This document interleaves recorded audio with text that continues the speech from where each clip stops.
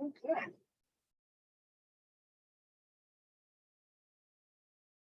Very good. Time should I go by? Yes. Yeah. With the right class. Okay, hello everyone. I hope you can hear me. Yes. Yes. Okay. Welcome to the Planning Commission workshop meeting for Tuesday, January 17th, 2023. I'll call the meeting to order at 6:06 p.m. And at the moment, I see that Nelson DeLeon is with us on Zoom. And I am Wayne Beeler. I am the chairman of the Planning Commission. Since this is not a voting meeting, we do not need a quorum. So I suspect that we will have some other members join us in a few minutes. First, I want to point out that it's very sad to say that we lost one of our Planning Commission members on Saturday, I think it was the 8th of January. Longtime city official and Frank Dembowski passed away on January 8th, and Will and I attended his funeral with Tom McMahon and a slew of city officials at St. Peter the Apostle on South 5th Street. So I just wanted to take a moment to acknowledge his passing with a moment of silence.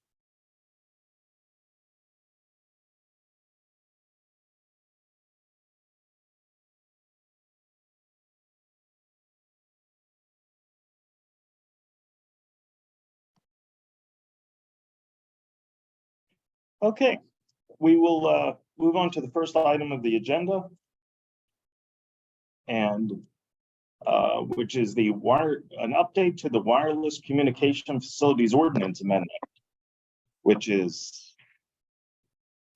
I have a copy right here. Right. Yeah, Planning Commission members should actually have the amendment package, as well as the small wireless communication facilities design manual, as well as the executive summary provided by the Cohen Law Group. Yes.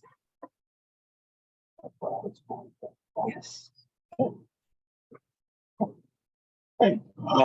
With that, I guess I will hand it over to Mr. Roberts, who has done most of the work on the changes here. Great. Can everyone hear me okay? Yes. Great. Well, thank you. By way of introduction, as said, my name is Mike Roberts. I'm an attorney with the Cohen Law Group. We're a law firm that specializes exclusively in assisting local governments in cable, wireless, broadband, and other telecommunications matters. We have been working on this project with the city actually since September of 2021. So I'm glad we are kind of getting to the commission level review of this now.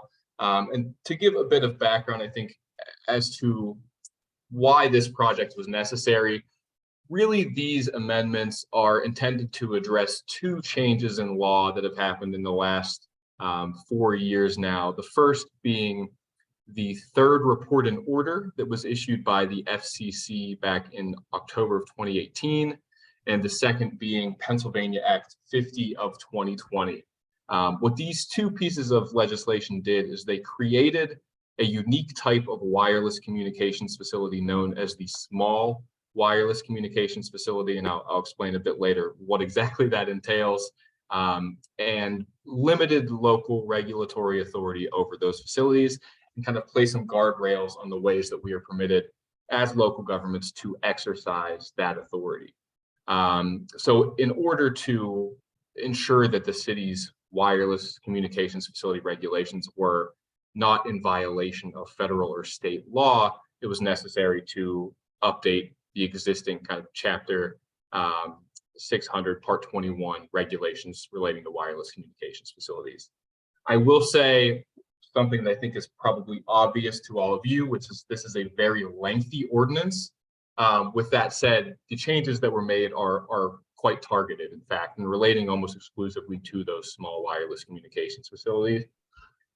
The ordinance itself is presented as a full repeal and replace of Part 21 simply because the regulations that needed to be amended were so interspersed with the existing provisions that it was necessary to do that full repeal and replace rather than kind of going through and trying to do this in a targeted fashion. It would have been, frankly, probably about 20 pages longer had we attempted to do that. So that's why it's presented as a full repeal and replace. What we see are that most of the existing provisions of the city's wireless communications facilities regulations relating to two types of wireless communications facilities, the tower-based wireless communications facility and the non-tower wireless communications facility, are kept intact, specifically those relating to facilities outside of the public rights of way, where the existing regulations relating to facilities inside the public rights of way, which in the existing code are called tower-based wireless communications facilities or non-tower wireless communications facilities, have been pulled out in their entirety, and replaced with these new small wireless communications facilities provisions. So in terms of what is new, it's really those provisions relating to the small wireless communications facilities primarily. The ordinance itself, as written, is divided into 6 major sections. The first is comprised of sections 1 through 12 of the ordinance. Those exclusively update the city's use tables to reflect which type of facility is permitted in which zoning district. So again, a lengthy but necessary exercise to start the ordinance. We are pulling out kind of the old terminology and replacing it with a new terminology that's featured in this ordinance. Next, we have section 600-2102, which is comprised of regulations relating to all wireless communications facilities. So regardless of design, these regulations will be applicable. Section 600-2103 will relate exclusively to tower-based wireless communications facilities. And what a tower-based wireless communications facility is primarily your traditional cell tower. So these are going to be located exclusively outside of the public rights of way on private property or municipal property somewhere. And they are typically, a lattice style cell tower, what we would all picture if we were to kind of close our eyes and imagine a cell tower. Section 600-2104 is relating exclusively to non-tower wireless communications facilities. Again, these are going to be located exclusively outside of the public rights of way. The most common version of a non-tower wireless communications facility is an antenna that's located on a building rooftop. But the gating factor for these facilities are that they do not require the installation of a new support structure. So nothing to support the antenna can be installed anew. They have to be mounted on some existing structure. So typically, again, these are going to be buildings. They can be existing towers like an electrical transmission tower, water towers, things of that nature that are existing tall structures would be what the non-tower wireless communications facilities provisions are addressing. And then finally, we have section 600-2105 relating to the new small wireless communications facilities. These will be exclusively inside of the public rights of way. And a small wireless communications facility is, again, a type of wireless facility that's been created by law. So these come from federal and state law, and that they are defined strictly by their dimensions. So a small wireless communications facility is any wireless communications facility, regardless of design, where the antenna is 3 cubic feet or less in volume.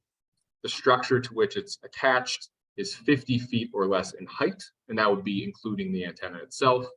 And the accessory equipment, which would be anything beyond the antenna and the pole, is no more than 28 cubic feet volume. So any proposed installation that would be at or below those dimensional levels are considered to be a small wireless communications facility for purposes of regulation by the city and are subject to those limitations that I mentioned earlier from the third report and order in Pennsylvania Act 50. Chief among those kind of regulations and restrictions is that we must allow these facilities inside the public rights of way in all zoning districts. That is the primary element of Pennsylvania Act 50. And then our limitation or our regulatory authority is limited in a few other important ways. The first being the timeframes in which the city has to respond to applications for these facilities. Every type of wireless communications facility application has what's known as a shot clock, similar to a basketball shot clock. And these are timeframes in which the city will have to take certain actions. So once an application is submitted for a small wireless communications facility, the city will have 10 business days to review that application and make a determination as to whether the application itself is complete. And by complete, I mean complying with all of the requirements of the city's ordinance relating to these facilities. If the application is incomplete, we'll have to issue a notice of incompleteness, and that will pause that clock and allow the applicant to resubmit their application. Depending on the design of the facility itself, the city will have either 60 or 90 days total to issue a final decision. 60 days if the small wireless communications facility is co-located, and by co-located I mean attached to an existing structure. Typically these will be utility poles or light poles in the public rights of way, and 90 days if a new structure will need to be installed. These are typically, again, utility poles or what we call monopoles, which will be standalone metal poles that would be located in the rights of way. The city is also limited in terms of the fees that we are permitted to charge for these facilities, both for applications as well as for recurring fees for use of the public rights of way. From an application standpoint, we're permitted to charge $1,000 per small wireless communications facility that requires the installation of a new support structure. And if the small wireless communications facilities are going to be co-located, we're permitted to charge $500 per application. And that application can include anywhere from 1 to 5 co-located small wireless communications facilities. And then for each facility thereafter included in that same application, the city is permitted to charge an additional $100 per facility. For recurring fees, again, these are both for use of the public rights of way and for attachment to any city-owned infrastructure. The maximum fee is $270 per site per year, and that's to be charged on an annual basis. The final area in which our regulatory authority is affected and that is addressed by the ordinance proposed here is the design of a small wireless communications facility. And this is the primary concern of most municipalities when it comes to these facilities, because unlike your traditional wireless communications facility, which is located outside the public rights of way in an unobtrusive spot like a rooftop or a private lot on a hill somewhere, these are a bit closer to home. So again, they'll be located primarily in your public rights of way, a lot smaller in size, but far more noticeable than other facilities. So when it comes to regulating the design, there are a few major elements that we have to satisfy. The first is that any design requirements for a small wireless communications facility must be objective, meaning they must be clearly stated with no room for subjectivity. They must be reasonable. Reasonable is a pretty easy standard that effectively means that they have to be technically feasible. We can't impose a regulation that's so burdensome that no technology exists that could satisfy that requirement. And then finally, and most importantly for our purposes, they need to be published in advance. So that secondary document that you have before you, the design manual, is intended to satisfy these 3 elements. So it includes design requirements specific exclusively to small wireless communications facilities. They are very clearly stated. The requirements will address each and every element of a small wireless communications facility installation, and including those co-located as well as those that are requiring a new wireless support structure. And they are, again, published in advance. So these are available to applicants who are looking to apply for a small wireless communications facility permit. They can clearly see exactly the requirements with which they must comply. That satisfies the federal and state law that we are kind of beholden to here. The reason that this is presented as a secondary advisory document rather than being included in the code itself, is that that affords a greater degree of flexibility to the city. So what we see oftentimes with our clients is that as more of these facilities are constructed, as you see more applications for small wireless communications facilities, your preferences can change, and that can be on an administration by administration basis as well. But we want to ensure that you have the ability to be kind of nimble when it comes to updating these regulations. So rather than putting them in the code where we would have to go through a complete code amendment process to change, say, a color from green to gray, by taking this out of the zoning code itself, it allows you to authorize staff by resolution to update that on their own. That allows you to kind of more quickly adjust as the city's preferences would adjust as well. So with that said, I hope that gives you kind of some background into the why and the what of the ordinance. I'm happy to answer any questions that you would have or give any more information that I can. Do you have any questions, Nelson?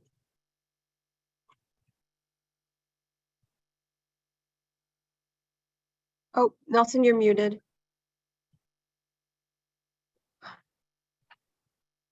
There you go. No, I don't have any questions. I'm wiser now. So thank you, Mike. Yeah, the only question I have is that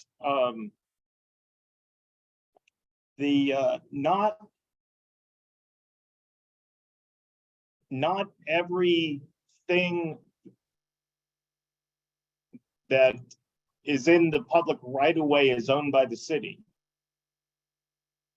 So the most important example is all the light standards that are owned by Metropolitan Edison. I assume that if Frozen on my end, so sorry about that, guys. I think it froze on my end, and I missed everything that was just said. So give me 1 second to just update my connection on my side so we don't have to deal with this continually. Okay. okay. Okay.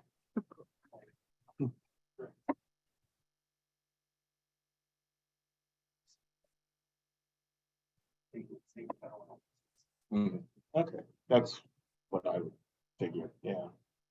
Unless they change that part of the law. But I. Still running. Smash off of everybody. Okay. I think Michelle's ringing. All right. Are you all able to hear me again? Yes, we Yeah. can hear you. Great, thank you. I apologize for that. I come to you from a farm in rural Pennsylvania, and the internet is unreliable at best. So I had to switch over to my hotspot. As I was saying, not every thing that is in public right of way is owned by the city. The most important example is probably the light standards that are owned by Metropolitan Edison. Is the city still allowed to charge a fee when an antenna is mounted to something they don't own? Yes, you are. So the recurring fee that I mentioned, that $270, is intended to be a cumulative fee that addresses two separate fees that we're permitted to charge. The first is a fee for use of the rights of way itself. So anything located in your public rights of way would be subject to that recurring charge. And then also a fee for attachment to municipal facilities. That $270 can be apportioned however the city would see fit. I always encourage apportioning it to use of the rights of way in its entirety, and that will address every facility that would be installed. That way we're not kind of trying to distinguish between the two attachments, whether it be the city property or third-party property. It's just flat $270 if it's in the rights of way. But you are expressly authorized to charge that fee by both federal and state law. And I think the other question would be just that in the original ordinance, there was quite a bit of language about concealing things as best as possible, and what if things had to be put underground, what were the regulations for putting things underground? So in accordance with, and this will be in the design manual for the small wireless communications facilities, we are permitted to do a few things in areas where utilities are underground. First is that we can say no new poles are allowed to be installed at all. And then if an applicant were to make the case that they are required or they have no other option than to install a facility in an underground area like that, they would have to essentially apply for a variance or relief from the requirements of the ordinance in order to do that. But they would have to comply with any existing undergrounding requirements, particularly in areas where all utilities are placed underground. By virtue of the technology itself, there's not a whole lot of undergrounding opportunity. You know, an antenna would have to be placed above ground to be functional, but applicants would have to complete area to satisfy the requirements of that design manual that we have. So in terms of concealment as well, this kind of goes beyond undergrounding. The language that I think you're probably referring to deals with what's called stealth technology. And that is technology that's used to conceal or otherwise disguise a wireless communications facility. So that remains in place for your tower-based and your non-tower wireless communications facilities, and is also included in the design manual, but it's a bit subjective for the small wireless communications facilities. I mentioned that those requirements for design need to be objective. So going beyond the stealth technology requirement, we do expressly address every single element of that design and require concealment for each of those minimum dimensions. Everything has to be included inside of either a shroud or a cabinet. No exposed wiring is permitted. Everything has to be kind of concealed or either inside the pole itself or under UGuard or in conduit for our purposes. So the stealth technology language, again, for a small wireless communications facility is a bit subjective to satisfy the federal and state requirements, but it does remain for your other facilities as well. And I assume that these utilities don't have to follow any restrictions presented by the historic districts here in the city. So they do have to comply with your historic district requirements. We can't keep them out entirely, but there is language in the design manual as well relating to historic districts. That's something that's expressly permitted by Act 50. So the historic requirements are permitted to be imposed to the extent that they are, again, technically feasible. So if there are any specific concerns in historic districts or any design elements that the commission would like to see in terms of small wireless communications facilities, we can certainly add those to the design manual as well. But compliance with historic district requirements and really code compliance generally is mandatory for each of these facilities. So they are beholden to what Act 50 and the state legislature define as applicable codes, and applicable codes means anything that you would have in place that does not run afoul of federal or state law. Okay. That's all of my questions. Does staff have any questions? No. Okay. Very good. Okay, thank you, Michelle. Very good. I think we've reviewed this and I'm pretty pleased with it. So I think we can move this to the agenda for next week.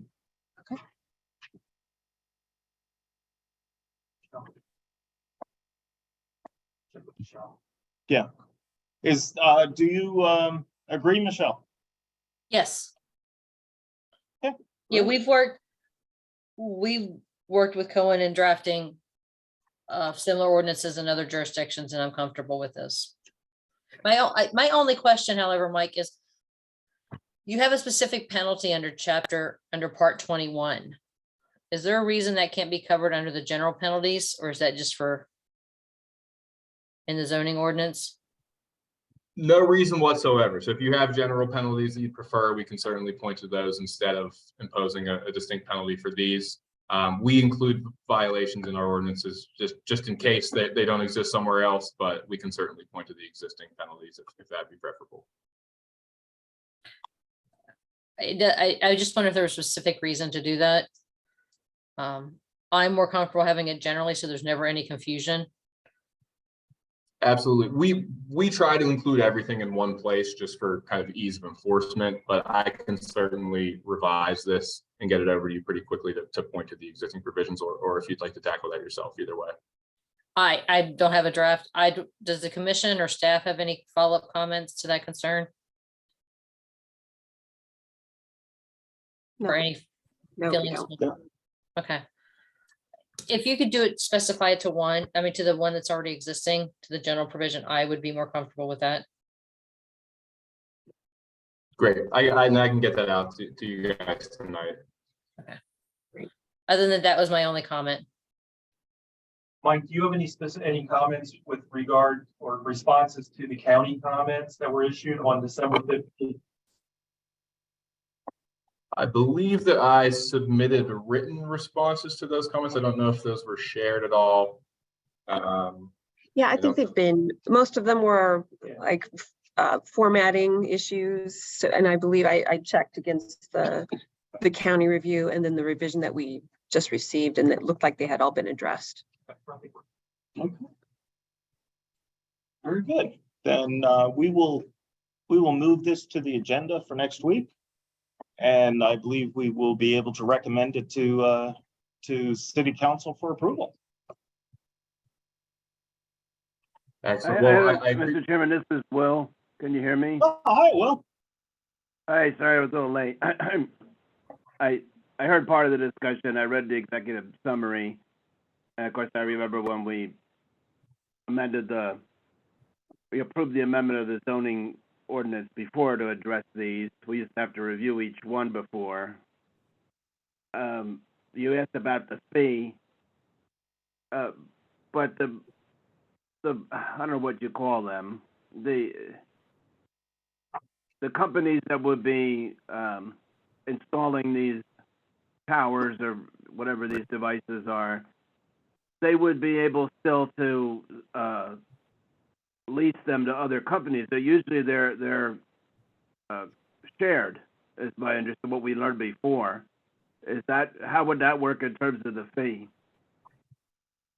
So the fee is based on the facility itself. So we're not permitted to do, say, like a revenue share arrangement. And what's being referred to here are what we call wireless infrastructure companies or infrastructure contractors, companies with names like Crown Castle and Mobility. And what they'll do is they will construct small cells or other towers, any type of wireless communications facility, and they will effectively lease the site out to your big three, your Verizon, your AT&T, and your T-Mobile Sprint.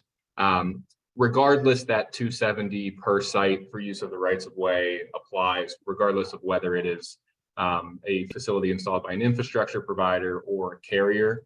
It's a flat fee, and what they call a fee ceiling, just contingent upon the facility itself being installed, not the use of the facility, just the number of facilities. Yeah, but it always raises the question to me that the providers are leasing it. It's like they're charging rent, and I'm thinking, well, doesn't that trigger some other zoning ordinance? Should they be paying, whatever relevant taxes there are on that? I mean, how does that work? It's something I asked about before. I never got an answer on it. So I would like somebody to look into that, please, at some point, because I'm just curious. I mean, if a landlord had a property and someone sublet it, I would think that would, it would be income in the city and be taxable as such. Maybe that's not the case. I don't know. I'm just wondering how that works. That's all. Mm-hmm. Yeah, I understand. If there was some, kind of generally applicable business privilege tax, something along those lines, that could certainly apply here. Yeah, but no, we couldn't just to clarify, we couldn't impose a specific fee on those infrastructure providers for a couple of reasons. The first being, again, that there's a federal fee ceiling that would apply here that would preempt our ability to kind of charge anything beyond 70.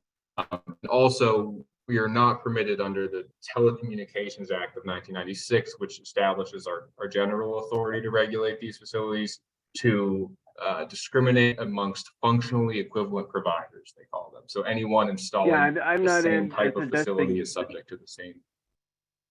yes, I'm not suggesting imposing an additional fee. I'm just saying that they should be paying the same fees if applicable to any, that would be applicable to anybody else. That's all I'm looking at. Mike, to clarify, there's nothing in the act or the federal regulations that would preclude the city from charging a business privilege tax if they're charging it across the board.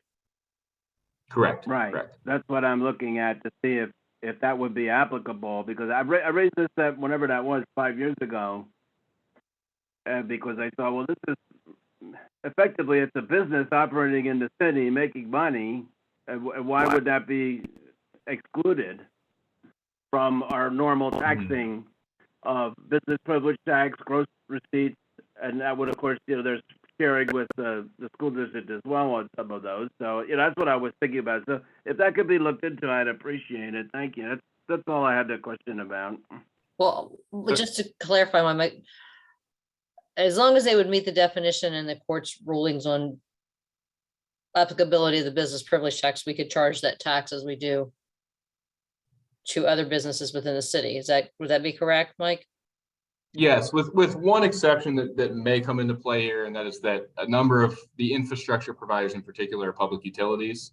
So as a public utility, they're likely going to be exempt from that type of taxation because they're subject to PUC jurisdiction rather than local jurisdiction. Does that answer your question, Will? Yes, thank you. Yeah, thank you. At least, if let's, like I say, look into if they are exempt legally somehow or another from our normal taxing or not. I just thought we should ask about it.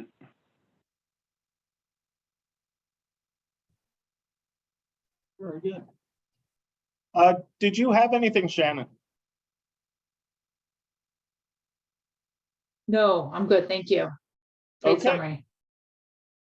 Very good. Well, I appreciate you joining us, Mike, and making this clear to us what the changes are and what the manual, what this, let me look at the name again.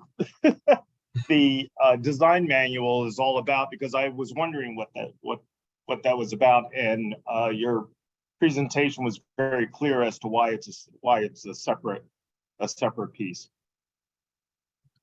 And thank you for having me. I'm glad I was able to make this clear. I know it is a bit opaque at first read, and something that we deal with every day, and I know it doesn't come up that frequently for you all. So I'm glad I was able to provide some clarity there. And as I said, I will make the revision to the violation section and get an updated draft out here shortly. Okay, Thank you. Thank you. very good. All right, Mike, thank if you, you would everyone. like to drop off, I doubt you want to listen to all the other zoning changes we're going to discuss today.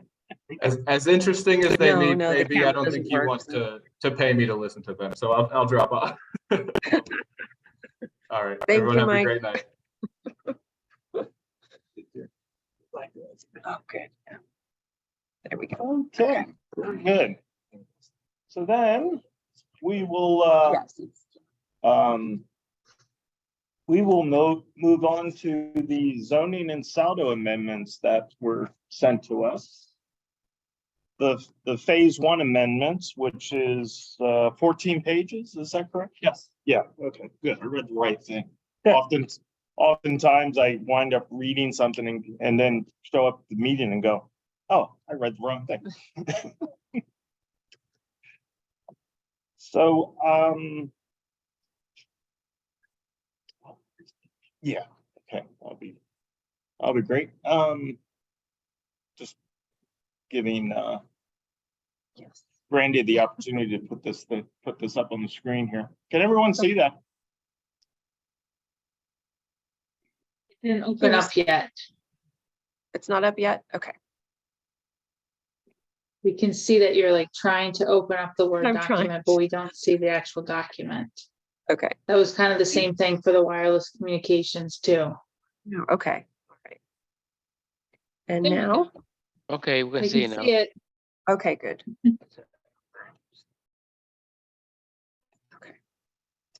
All right, go ahead, Jerome. All right, so this is the phase one zoning and saldo amendments. And the reason why we're calling it phase one is because we have looked at a number of issues and divided, and some of them were easier to consider and some were much more difficult. So some of the ones that were more difficult, we are putting into phase two and phase three, where staff will have more time to work on those.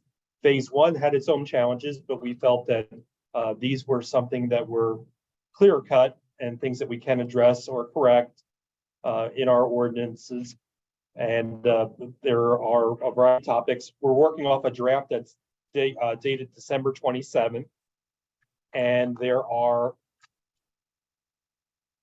10 principal issues that are on here. And the first one is technical updates, which encompass a variety of issues. The second is specifically relevant to daycares. The third is specifically relevant to buffer yard requirements for low-rise and high-rise apartments. The fourth is for to permit auto service station or auto repair facilities within the HM district. The fifth is sidewalks and streetscape improvements. The sixth section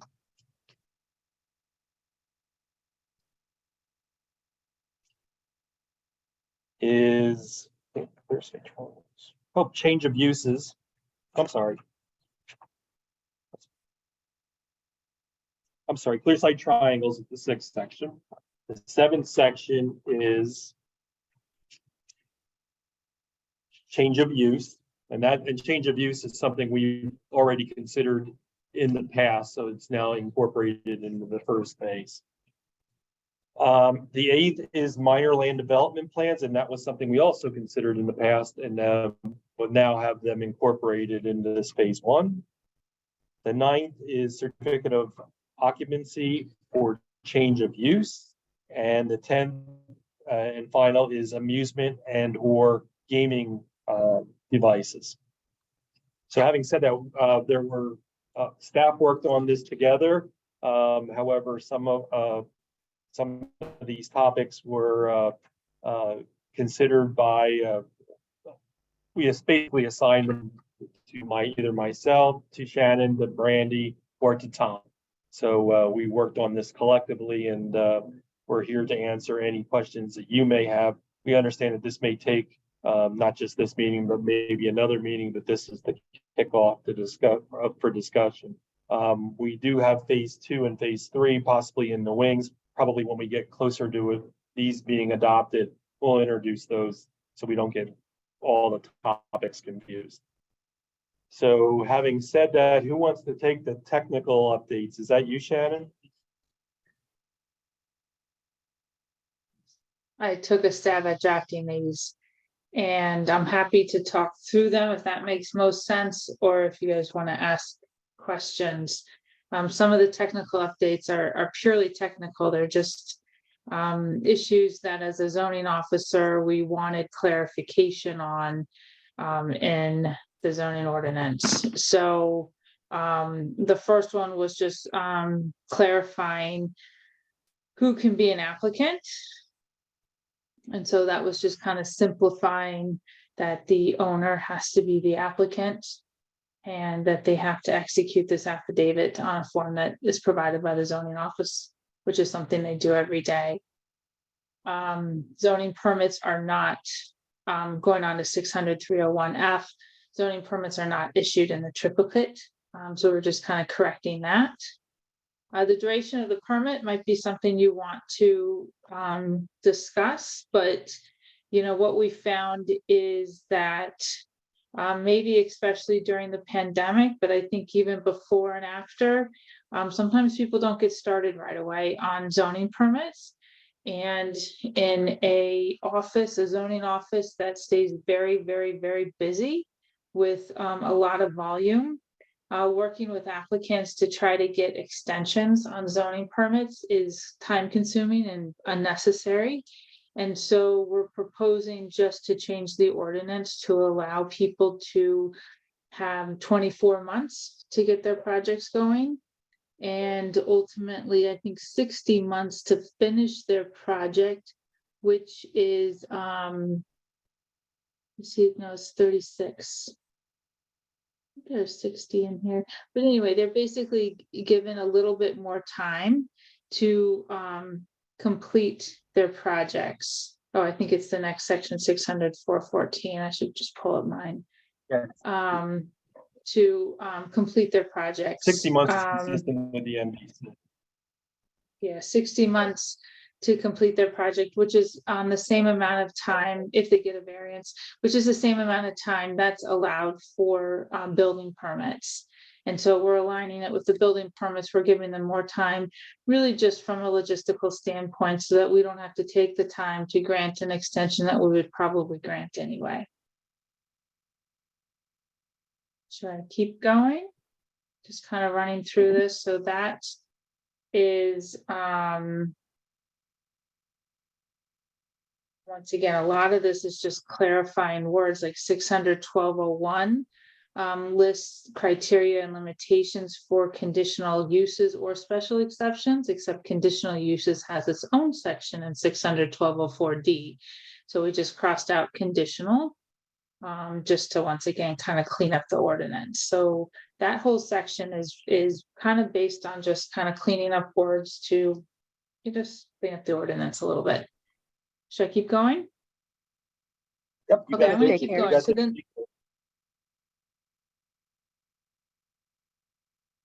the daycare section, there's a lot of words here, a lot of underlines, a lot of words that are crossed out, but I have to tell you the gist of updating this section was to align the language with the State Department of Public Welfare.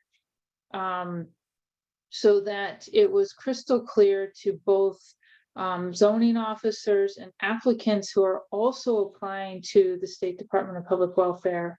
I think it's the State Department of Human Resources now, to make sure that we're all using the same language. So we're not expanding uses or restricting uses, but we're just changing the language so it aligns with the same language at the state. Because it was very confusing as a zoning officer. You may or may not know that I worked in the zoning office for several months when they were short-staffed. So I personally experienced this, but then the zoning officers brought a lot of these proposed changes to our attention because it was just, unclear with the language. And so that's the gist of this section. Once again, kind of just cleaning up the ordinance because it's the Department of Human Services. That's what it is. Which is once again another change from the state. It used to be public welfare, now it's human services. Any questions? Okay, I'm going to turn it back to Jerome to walk through the rest, I think. Yeah, actually, I do have one question. Okay. Just writing this down because she answered the one question for me. Let's see here, section 600-1202.2A, where, and I think there's a few other places where this is mentioned about, it says older school age level children. Do we have a definition for that?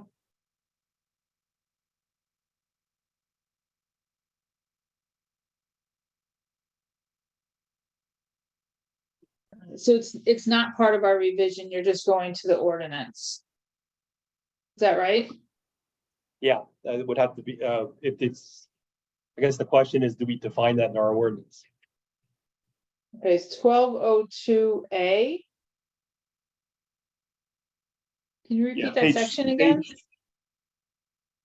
It's 1202 2A. On page 3.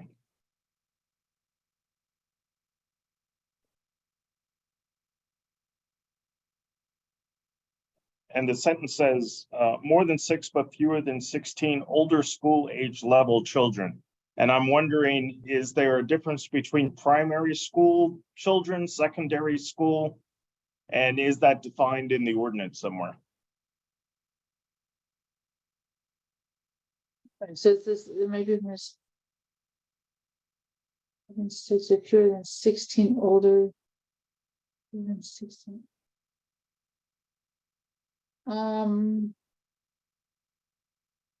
Let me figure that out for you. I don't know if I can answer it off the top of my head, but I might be able to answer it and come back to it, or once you guys talk about other things. Yeah. Okay, great. I think it is. I don't think it's defined under school aid, but I think, but let me get back to you on that. Any other questions about that? That was some of the challenge of this section, was trying to bring terminology up to current standards. And yeah, there might be things like that that we need to do. Yeah. All right. This might be also a good point. Nelson or Will, do you have any comments up to this point? No, sir. I don't. Very good. I We will apologize, so we go on. can't see your room. We can't see who's in your room. Can you let me know who's there? Yeah, Shannon, Jerome, myself, this is Brandy and Wayne. It's just the three of us in the room. Okay, great, thank you. Yeah. Does it sound like we got a lot of people? Okay, so the third section is buffer yards for low rise and high rise apartments. And we've seen this in the last couple of years, and we've been trying to make this work. And for most parts, they cannot work within the CC zoning district specifically, as well as the CR zoning district as well. The standards are specifically for either percentage or square footage and what that entails. So we decided that in order to coordinate that out, we felt that the provisions can be simplified to specify where feasible, a natural or physical buffer yard shall be established within the side yard and rear yard of a property that is adjacent to a residential use. The height, depth, and selected materials shall be subject to the review and approval of the zoning administrator. That allows a lot of flexibility. I know we try to stray away from some flexibility within zoning, but these things end up going to the zoning hearing board with no direction. And then they're often just granted as a variance, and then with nothing. So this gives the zoning administrator a little bit of flexibility. And the same thing holds true with the second component of that, is where an active or passive recreation use may be permitted as an accessory use within the side or rear yard of the property, provided that a 5-foot setback distance is established and maintained from the adjacent property line. The accessory recreation use shall be subject to the review and approval of the zoning administrator. So those were two sections, and I think that also might have applied to some common open space areas that were provided to some of the large scale developments, or I should say large scale developments to the apartment dwellings. So those are our cleanup items, just providing some flexibility to the zoning administrator. And I think this one even goes back to David Paris. We've utilized a lot of his notes that he had accumulated over time, and so we opened up the vault and got some of those. I think that this was one of his. The fourth is the auto service station or auto repair within HM zoning district. There were several applications in the past that this may have applied to. So this will be added as a special exception within the heavy manufacturing zoning district. And I think that one goes back some time as well. So that was a simple one to accomplish. Number 5 has been on our agenda for a while. This is sidewalks and streetscape improvements. And this is where it's located within the zoning ordinance as specific requirements. So what we did was we identified how it's applied in zoning on the first part of it, which would be section 600-1505A and 600-1505B. But then the specific criteria for the requirements for curbs and sidewalks then becomes applied in the saldo where we can waive it if it's not appropriate. In the past, they had to go to the zoning hearing board for a variance. So we've had other projects that came in, and yes, if the entire block had sidewalks, it'd have been nice. So we basically had to send them to the zoning hearing board in lieu of that. So it's just being a little bit more user friendly. Does anyone have any questions on that one? So, on those in 515-503F on page 6, it says section F1, curbs located along both sides of a public or private street. I was a little confused about that because what if you don't own the other side of the street? Oh, it's in the right of way. Curbs and maybe let's go back and read the whole section. All proposed subdivision and land development plan applications shall be required to locate, design, construct, and or incorporate the following site improvements. And then it says curbs and yes. So if they don't own it, then they would ask for a waiver.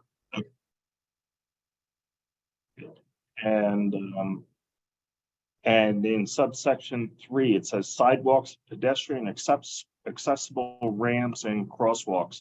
When it says pedestrian accessible ramps, that automatically includes ADA. Yes. Very good. Anything from Nelson or from Will on these 3 sections? No, they look Yeah, more I have a reasonable to me. question, Mr. Chairman. Oh, go ahead first.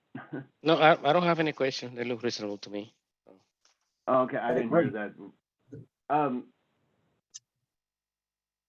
I know it came up before, and I looked at the zoning ordinance, I couldn't find it. I remember someone had said there was a requirement that there has to be a planting strip, I think is the term that's used here locally. But I didn't see any such requirement. Do we have a requirement in some zoning districts or not others? Or is it, if it's already in place, it has to be retained? What is there about that, if I think that's in anything? part 13 or 14, Will. Is that here? Where do you mean? 13, 14. Is that included? in Yeah, what we have here? it's Okay. correct. It's in the zoning ordinance. But no, we have here. Yeah, this is not applying to that at all. Yeah, you're not proposing to change that, but it's in the, I don't have the zoning ordinance up here on my screen. I'm following along with You're all right, the that proposed. probably should be a saldo requirement, though. Well, that was one thing I was wondering, because sometimes I thought about it recently. I thought, well, aren't we supposed to be required? I don't know. Well, tell me, what can you summarize it for us, please? Let's put it that way. Thank you.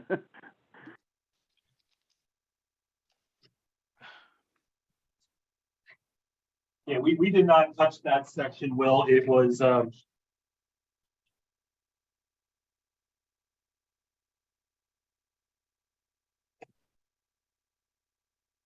section 4, part 14 of the zoning ordinance deals with buffer strips and screening.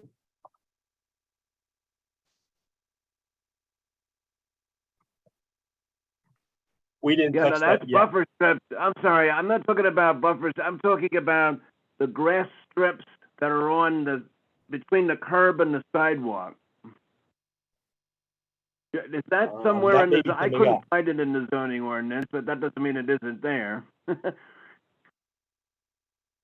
That's a good component, though, but we may want to include that on page 6 in subsection F. I think I know, I think I know what you're talking about.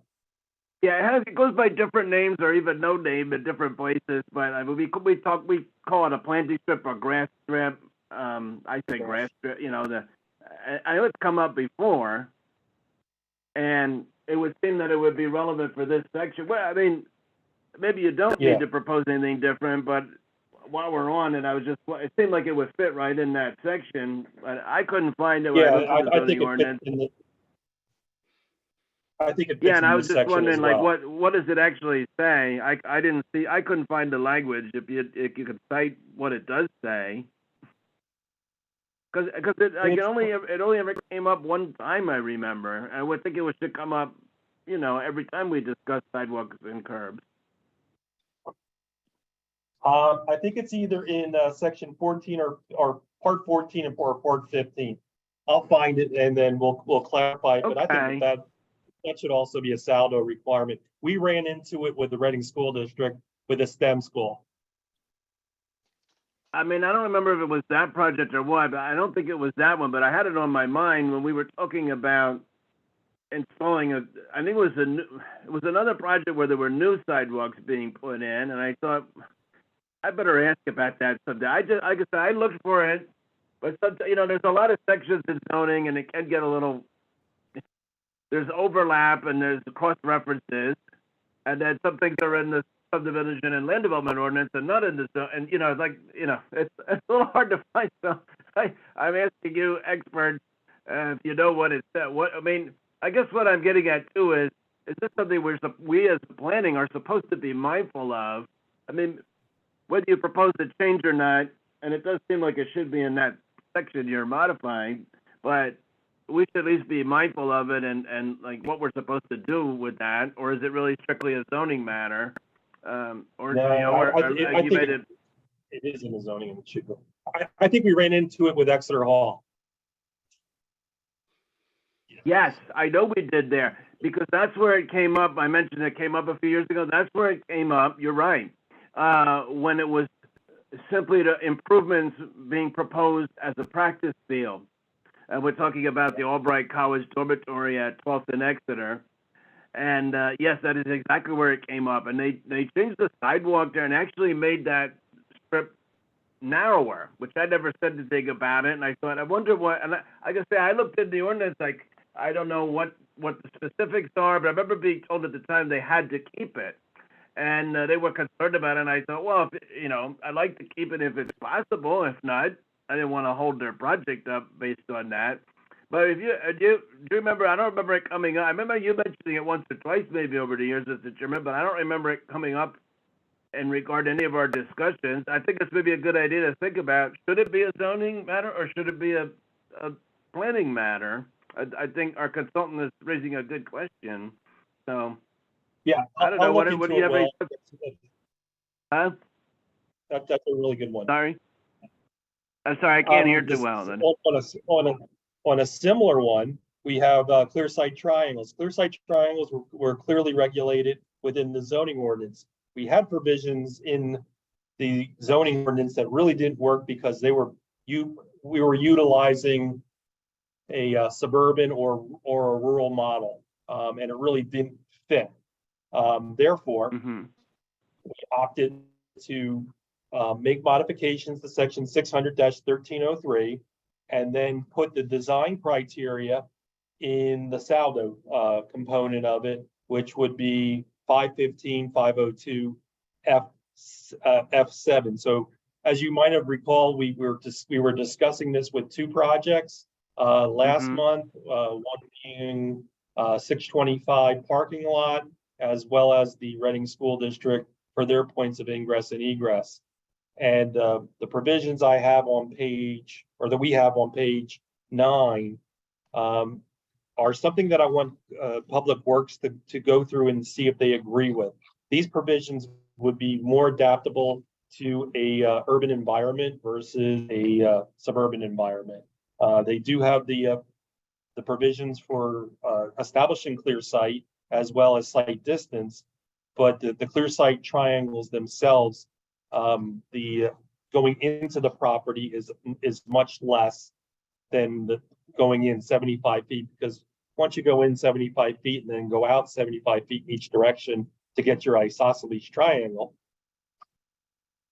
then it's just cutting off a lot of land, and it's going to encroach upon not only buildings but other improvements.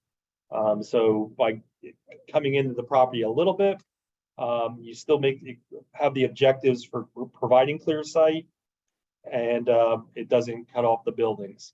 So I want Public Works to go through a couple exercises with me just to make sure that we're all in agreement with these. So these are saldo requirements. Although they're referenced in the zoning, use the saldo requirements. We can waive those and basically not go to the zoning hearing board for relief on this. Okay, that's all very helpful. Did you have any comments on that, Mr. Chairman, about the grass strip? I know it's come up before, like I said. Oh, I think you covered it very, very well, and Jerome will follow up on that. And then if we'll see if we can review it next week. Oh, that's great. I also thinking, obviously, the more pervious we have, the better we are for the stormwater. I was thinking, that's what I would. Besides, it could be beauty, and that. I mean, I replaced some of the concrete on mine with the grass strip myself. I don't know if it was required or not, but yeah, I appreciate that. And I mean, this whole exercise is very, very useful. Yeah. Well, I don't want to get ahead of ourselves on the other part, but thank you.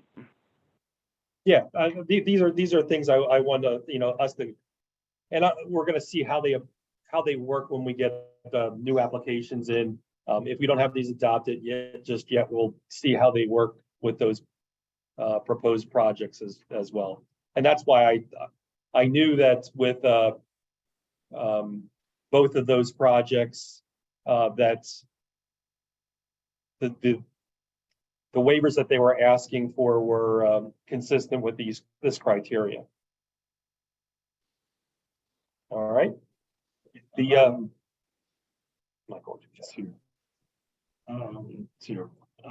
On the clear site triangles here, page 8, section 600-1303A2. Says features that have a clearance of greater than 10 feet shall not be regulated, such as trimmed canopy of a shade tree or the sign face of a pole mounted sign. The only thing I'm concerned about is that property maintenance code says that trees have to be trimmed to 8 feet. Yeah. Okay, that's the only concern I have, because even trimming my trees to 8 feet's a pain in the ass. Yeah, I agree. So, yeah, but that's Yeah, 10 feet is what you see in a lot of ordinances. I think you can see under 8 feet. yeah. So I would just double check on that to see if we want to make that fit with the property maintenance code. Okay, anything else on the clear site triangles section? Okay, we will move on. Section 7 is change of use. As you recall, we put a lot of effort into this about 1.5 years ago. And we decided to break this up for the change of use to apply to zoning, and then minor land development provisions apply in the SALDO. So this is, we initially were discussing it in just the SALDO, but now we're breaking it up as change of use in the zoning, whereas a site plan is required to correlate with the zoning permit application. And then if it's going into number 8, where it's a minor land development plan or internal subdivision, then they have to go through what 8's required. So therefore, to be MPC compliant or correct or so no one challenged the validity of our ordinance. That's how we determined to separate the two. And Michelle and Chris Hartman provided us this direction about a year and a half ago to take.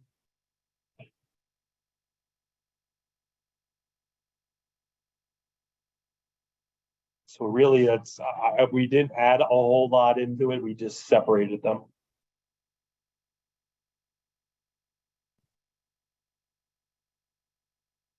So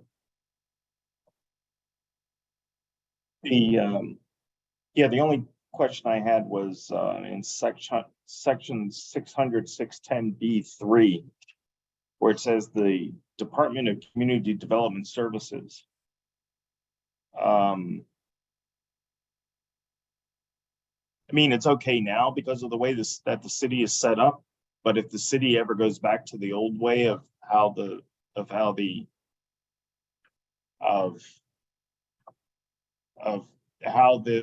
city structure was set up, community development, zoning, and planning were all separate departments. They weren't under the same umbrella. you think it should just read the planning commission? Yeah. Yeah, I think so.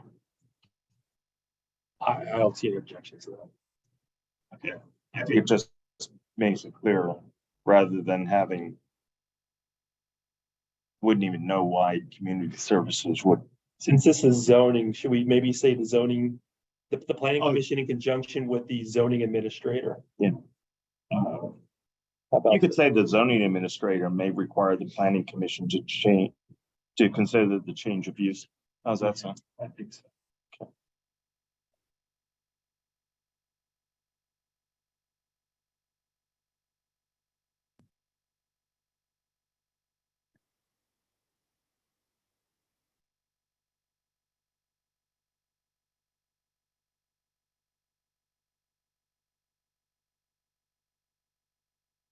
Oh, it was so much fun going through zoning.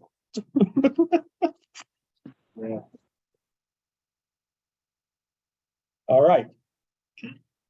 So yeah, just go back and look at your notes that you may have had in the past on change of use and minor land development and this to see if we addressed everything correctly. Hopefully we did. All right, number 9 is certificate of occupancy and change of use. This was one of Tom's areas that he wanted some clarification on. And you can see what he provided as underlining, which would be additions in section 600-302A.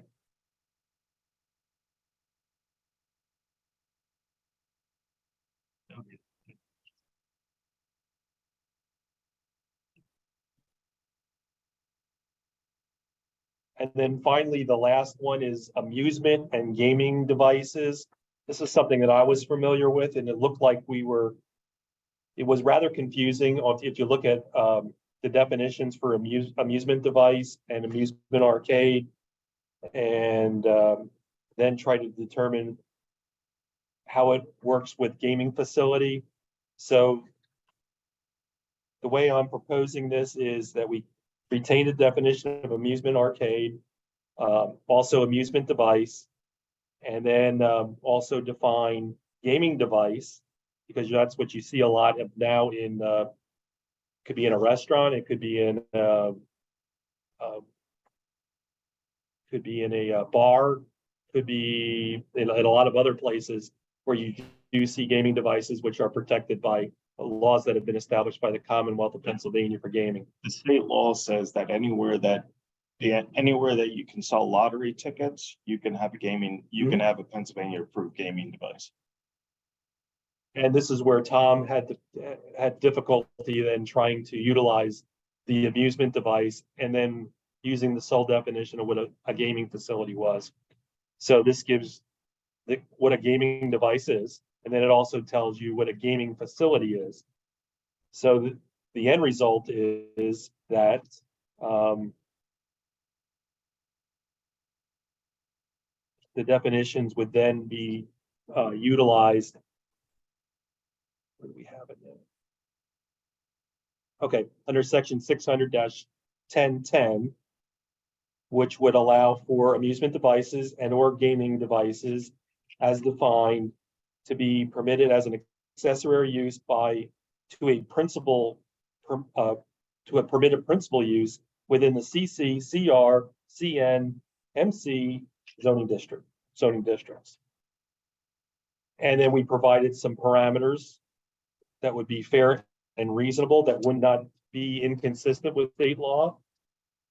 But with all zoning, you have to establish your limits. And once you go over those limits, then you become something else. So this would allow for those gaming devices to be permitted within certain zoning districts for certain uses, without us being challenged. Jerome, just a question. We just want to make sure that there's no conflict with the amusement tax ordinance. That I do not know. If you want me to look at that, I can. Yeah, definitely. Okay. I know what we have in here does not, we don't mention the requiring fees or anything like that. So that I don't think we say it in here. So Yeah, I just want to make sure that if we're Yeah. giving them a zoning permit, we're also collecting that tax. yeah, definitely we should be consistent.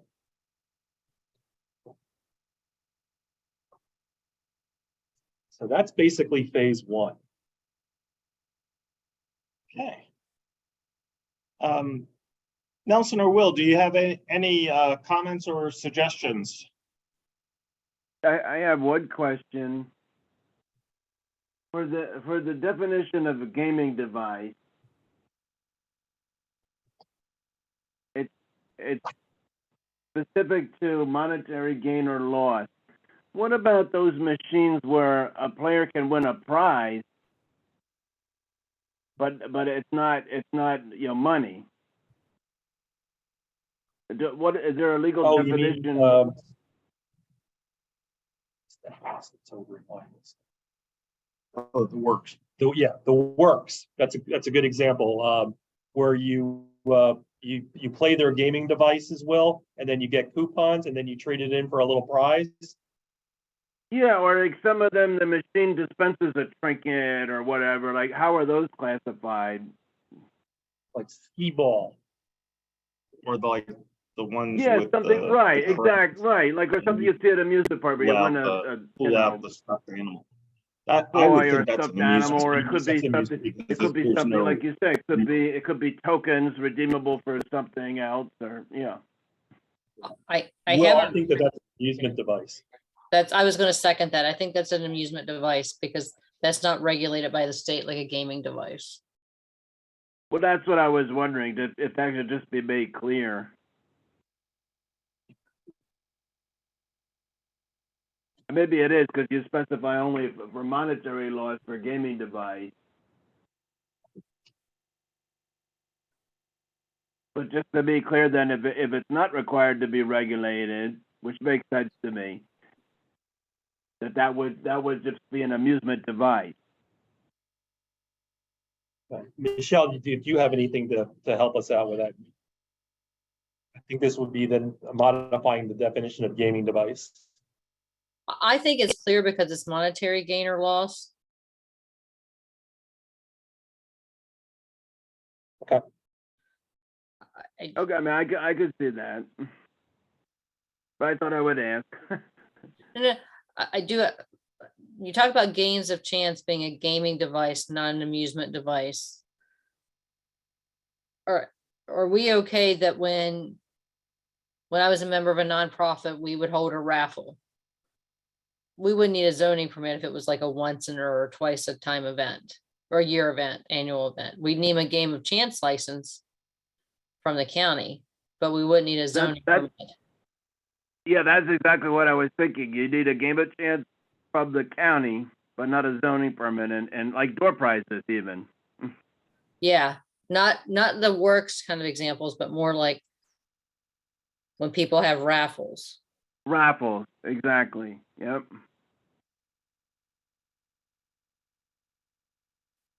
Maybe somewhere we put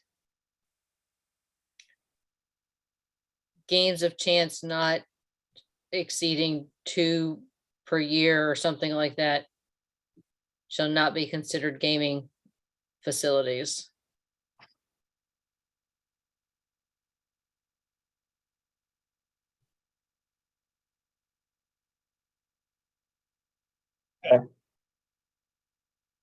Or that nothing in this section would be in conflict with, relevant state law or whatever regarding raffles, and I don't know. I don't want to make it complicated, but Yeah, I was just trying to keep it's this as supposed to simple as be possible. instructive for people that, that it's to remind them they do need, we don't require it, but the state does require that people get, because I've done it already too. I've gone and gotten the permit from the county.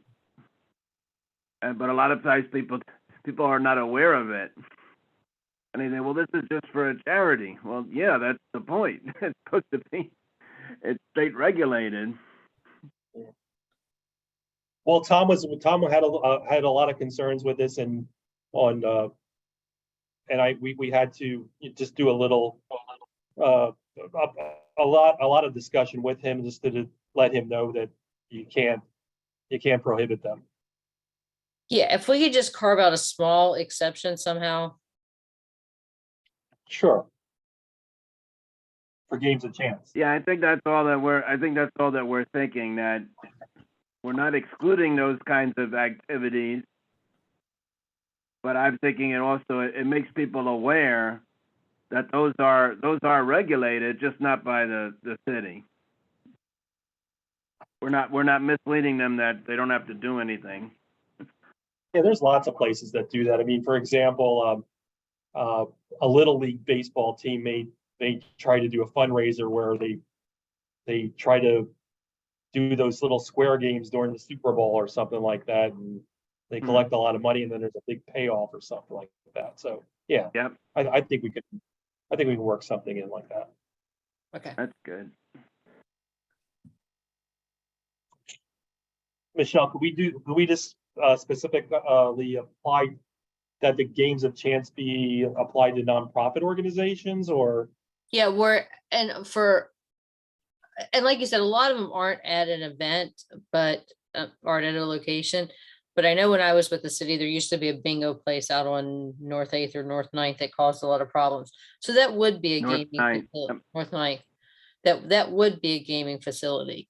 But if Claire House, where I used to be a member of the board, is having a raffle, a bingo for designer handbags, or something over at the DoubleTree where they're raffling off prizes, that would not need a zoning permit specifically to hold those. So I think, yeah, a game, as long as it's not a permanent and we limit it to like a number of days or a number of times or something like that. See, that raises an interesting question. That's a good point, because when one applies for a gaming permit for a small game of chance, it's not the venue, it's the entity that's conducting the event. Mm-hmm. So if we were to limit it to a certain number of times for the venue, we might be constricting the venue, and they might not even be aware. It's not the venue, it's the operator, is what I'm trying to say. You have to say in your application where it's going to be held. An applicant has to say, but oftentimes that's a facility that's being rented, on a temporary basis. It's not necessarily a venue that's owned by the applicant. Something like So I wouldn't want to tie it geographically then. events held with under small games of chance permits issued by the county at a location other than a gaming facility shall not require zoning approval. That way, if it is a bingo hall that does it Yes. routinely, we know that bingo hall has to have a zoning permit. There you go. Hey, Michelle, can you send that to us? Well, we are recording it, so I can Okay, pull it out good. of the recording and then. We'll pull it off the recording. Thank you so much, Put because, that- yeah, I could not repeat that if I tried. I do the same thing, and then people say, well, can you put that in writing? I'm like, I don't even know what I said. Anyway, we'll put that under B, probably B6. We'll put that in here. Because I don't want, I don't want some zoning officer in the future being gung ho and be like, you have to have a zoning permit. No, I don't. Right. And somebody have to fight that out. Right, I think I your would be happy to give proposal is, them- yeah, I think I your would be happy to proposal give is them a- spot on because it addresses all the concerns that we have and it's simple. Yeah, let's give them up to 5 events. Because we used to, Reading Musical. Reading Night Music. RMKA, Reading.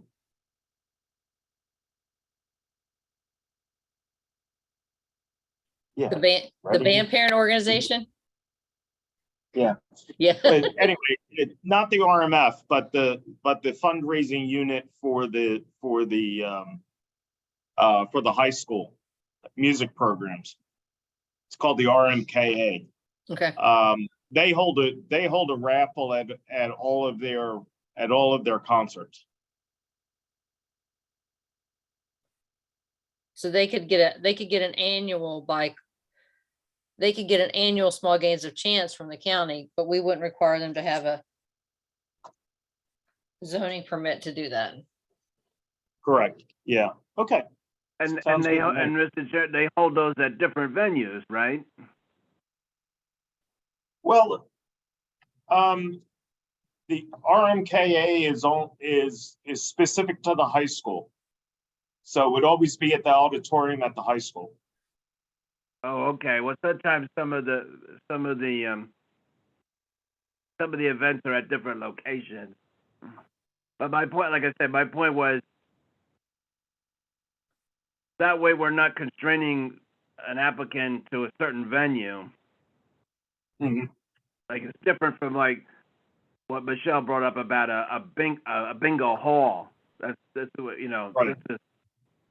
this allows an organization to have the flexibility.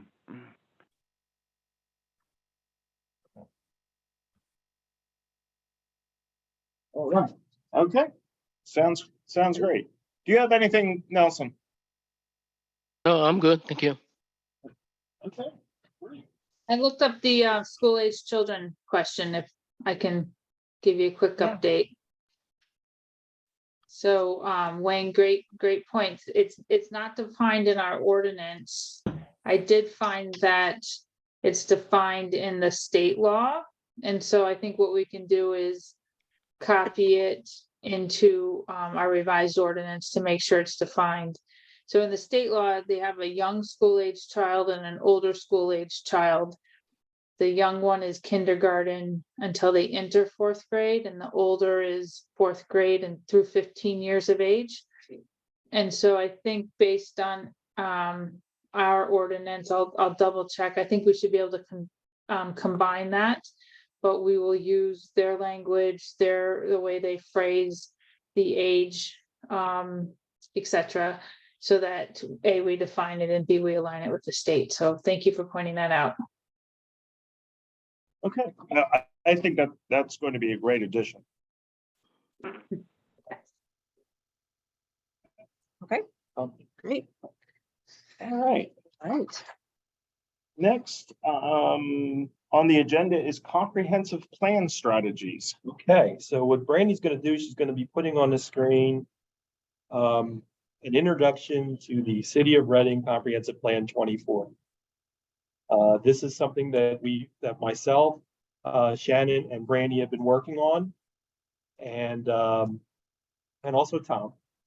But what we did and how this started was Jamal had provided us a task of going back and looking at all the plans that have been approved or developed by the City of Reading over the past 20-some years, and then what do they say? What's the end result? What are we trying to get at? So the plans we looked at, we prioritized the plans that we have. We took a look at the comprehensive plan 2020. We took a look at the draft comprehensive plan that was 2015. We had the City of Reading Parking Plan 2021, the Reading Downtown Strategic Plan, the draft City of Reading Housing and Blight Strategy, the draft Downtown 2020 Master Plan, the Parks, Recreation, and Open Space Plan, and then about 20 other plans that were also included in this list.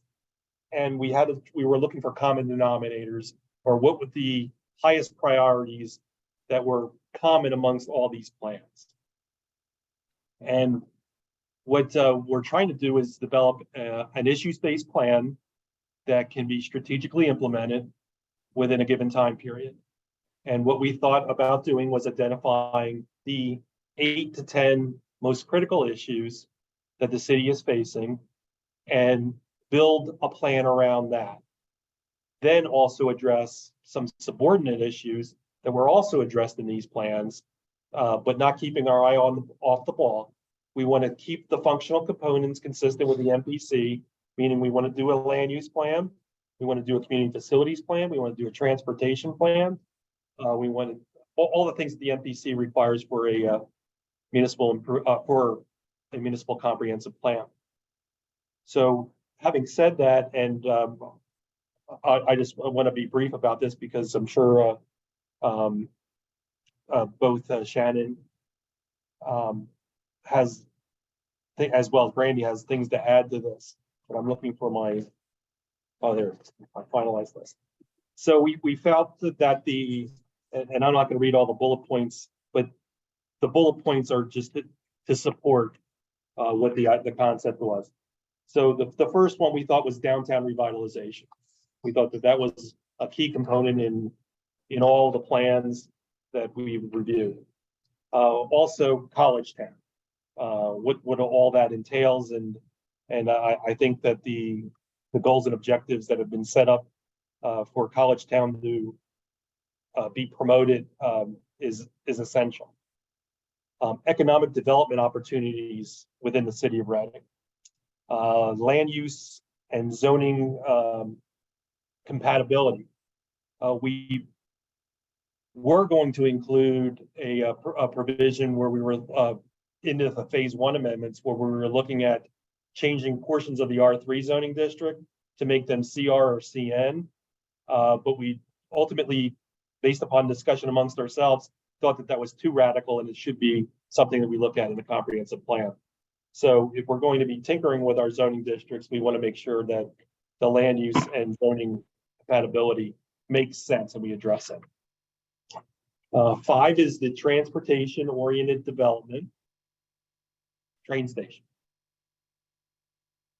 The 6th is the creative parking solutions.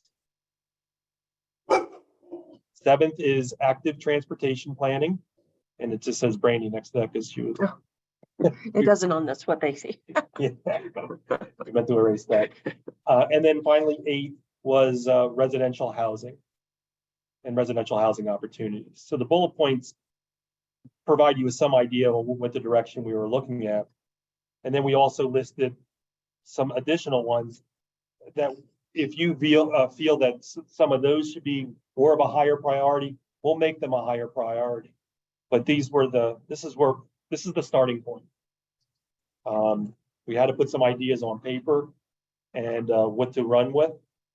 And once we make the determination, we can still be flexible and move things in and out. But we thought that these were the highest priorities based upon our review of the previously approved plans. Yeah, and a lot of this stuff we've been talking about over time, even the safe corridors for pedestrians and cyclists. And I was talking about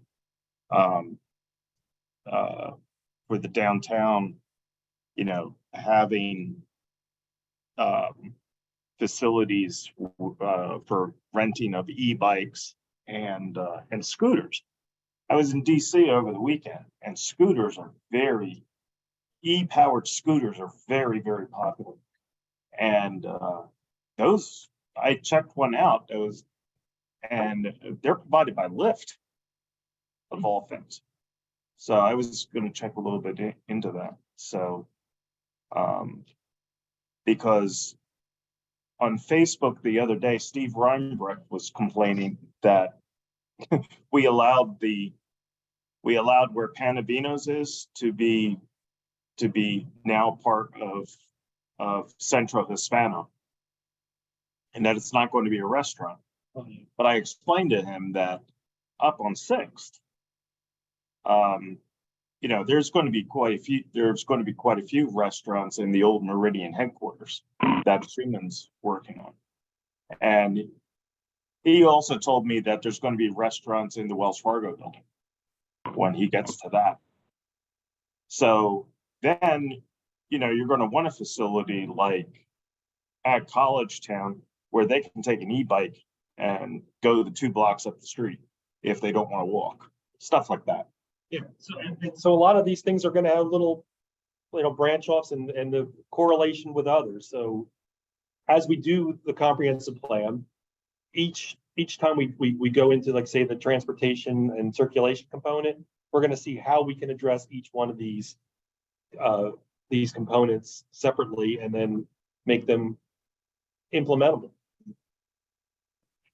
And that was the big thing that Will and I, and in fact, everybody else on the planning commission, the 2 big things: did not look at the existing plans, just kind of wrote the damn thing like those things didn't exist, and then there wasn't an implementable plan to make things happen. It was so generic. Mm-hmm. That's why that was the 2 major reasons we rejected it. So Shannon's been provided other tasks that are relative to this, so I'll let her explain that. I think that's grant opportunities. I'm sorry, you're kind of cutting in and out. I think you suggested that you were turning this over to me for a couple comments. Yeah, this is where we're talking about the funding opportunities and on how community development is looking to finance this project. Yes, so first of all, we're very excited to dig into this because we all know that there's been a lot of great plans that have been developed for Reading, and this is just an opportunity to take advantage of all that hard work, take advantage of Reading's investment into these plans and really utilize them. So we're going to, pull out the priorities, pull out the meat, and develop this issues-based plan that also meets the MPC requirements. We are going to work to apply for some state funding to help fund the work of this plan. I'm sure you guys expect this, but just wanted to put it out there that there will be, a lot of opportunity for public outreach and community conversations over the next many months. This is really step 1. It's to get your input on these initial priorities based on plans that have been done, as well as what we see every day, what's happening in the city of Reading. So we're really excited to work with you on this.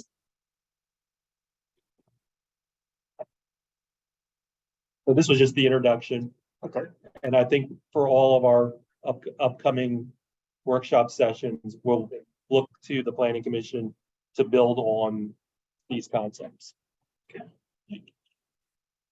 Do you have anything, Nelson or Will? Yes, I do, Mr. Chair. First of all, I really appreciate that this item is on the agenda. I was hoping when we started having workshops that we would start to address the comprehensive plan. With all the stamp changes in the last 2 years, we had to focus on minutes, catching up on those, and annual reports. And of course, we already did human work on amending the subdivision land development ordinance comprehensively. And that was a terrific presentation earlier on going over the zoning amendments. We kept up with those in addition to our normal workload with plans. But we have brought up periodically about getting back to this comprehensive plan. And I'm glad to hear there's a strategy that the city administration is looking to fund in and that. First of all, I didn't see the document that's being reviewed. So I don't know if I missed that or if somebody could send that to me, please. And Yeah, I'll send it to I you, guess, Will. thank you. I guess the question is, Wayne and I in particular did a lot of work with putting in our own ideas to the previous draft, which because a lot of it had to be redone. It were different iterations of that. There was a professional consultant, and then that did it, and then the city rewrote it, and then we started working. I know, Wayne, you basically rewrote a whole section, I think. We had already a public input. I think it's great to solicit more public input. We had already a public input session, and we thought we should include all of these studies and reports that, the latest versions thereof, I guess, would be appropriate now. That weren't even included before. I guess what I'm getting at is I don't want us to reinvent the wheel. Let's take what we can from what we talked about before. And yes, I brought up about not e-bikes, but about bike sharing, right? Bike sharing. And yes, I've seen the scooters in Washington, D.C. a few years ago myself. That's true. Of course, that would bring up a whole set of regulations that urban areas are dealing with. I don't want to get off the subject. But the point is, yes, we need to, but it is relevant that we have to update with changes that go on. When we were reviewing it before, there were no hoverboards, for example. so we have to be mindful of all that. But I mean, whatever draft that you have, Mr. Chairman, I mean, I think there's some nuggets in there that we could use, at least the ideas from it. And there was a whole list of reports in the annex that we were proposing to put in, and I don't remember what else. But like I said, we did have a lot of good ideas. Obviously, some things have changed with the ordinances having changed, but like I said, I don't want all that good work to have been in vain. I mean, we started on this in 2015, so there's been a while since we focused on it, but we did at spurts at times put a lot of time and thought into it. And like I said, we did get some good feedback from the public, which we appreciated very much. So like I say, I hope that can be looked into, whatever latest version we had or what you were working on, because like I said, there are definitely some good ideas in there that we need the right language, and we have to develop them and update them. So thank you. I'm really glad that the staff is focusing on this essential work, really, that we need to do something very important for us as a body. This is our opportunity to do actual planning, right? So, and it is supposed to be a guidance for the city. And if we could look for not only implementation steps, but I think a big concern of ours, if you recall, Mr. Chairman, was we don't want it to be something that's just another report that sits on a shelf, right? So if we could be mindful of that, ways that it can be, and I thought of some, if we could get into that when we go through it, ways that it can be a useful guide that forces the city to have to consider it. Let's put it that way. I mean, we don't even consider it ourselves. And we're supposed to under our subdivision and land development ordinance.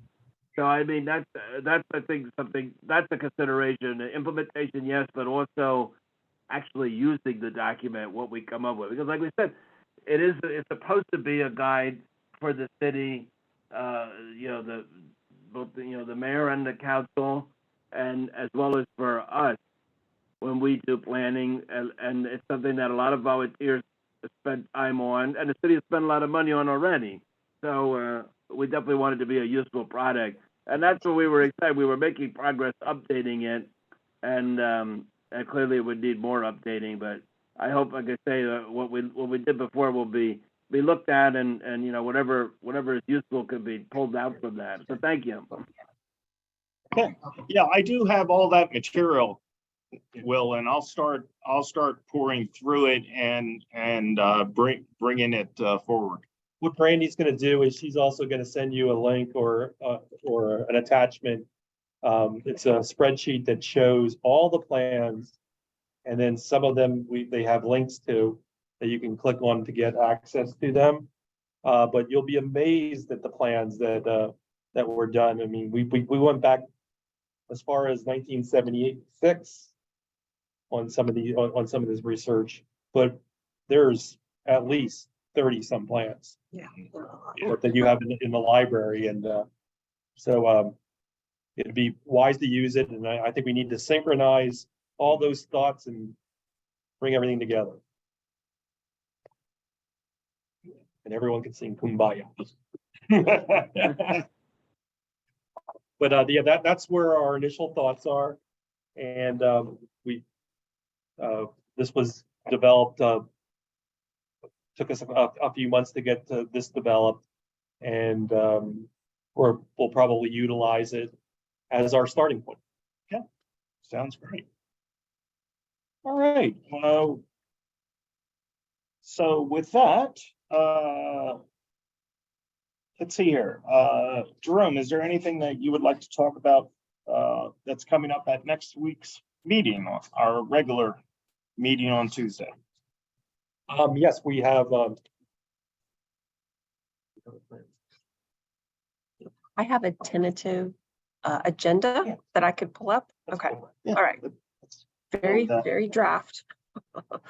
Yeah, because I We did have see some of the I did see Yeah. some of the reviews. And you'll, Okay. you'll be getting more reviews tomorrow. So the plans that we have, a lot of them are comeback, so Sorry. One moment. Okay, there we Let's go. remember. Okay.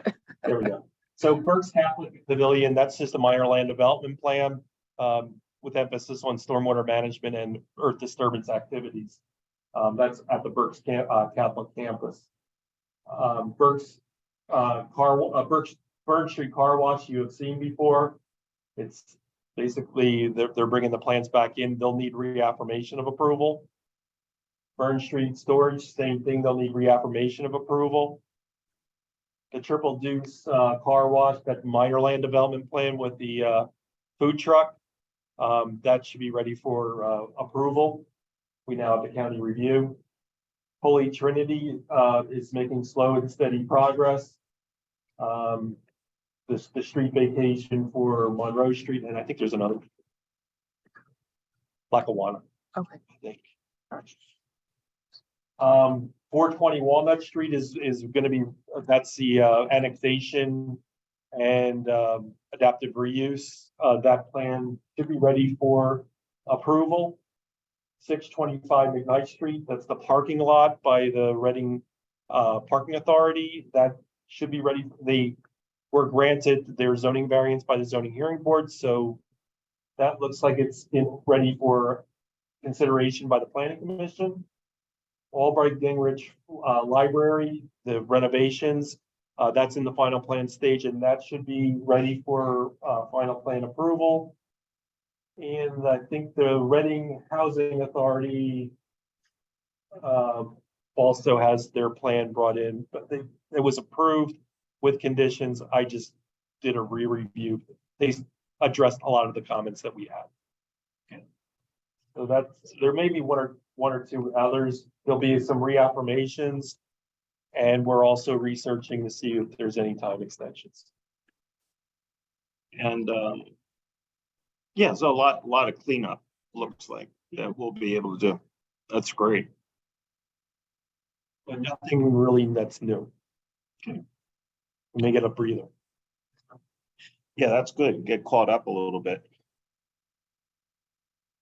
Okay, any discussion for the good of the order?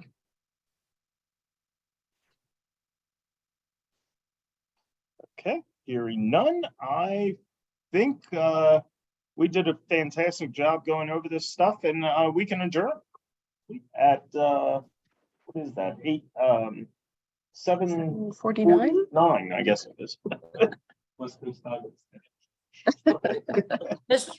Mr. Chairman, my apologies. Just for an FYI, due to a conflict, Attorney Chris Hartman will be attending via Zoom on Tuesday for your meeting. Okay, we look forward to seeing Chris. And I'll be attending by Zoom too. Great. Very good. Well, thank you everyone for joining us. And we will see you on Tuesday. Thank you. Thank you. Good Thank night. Good you. night, take care. Bye-bye. Good Good night. night. Yeah, I stopped the recording. Yeah. Yeah, on Tuesday, I definitely want to test out the Zoom on the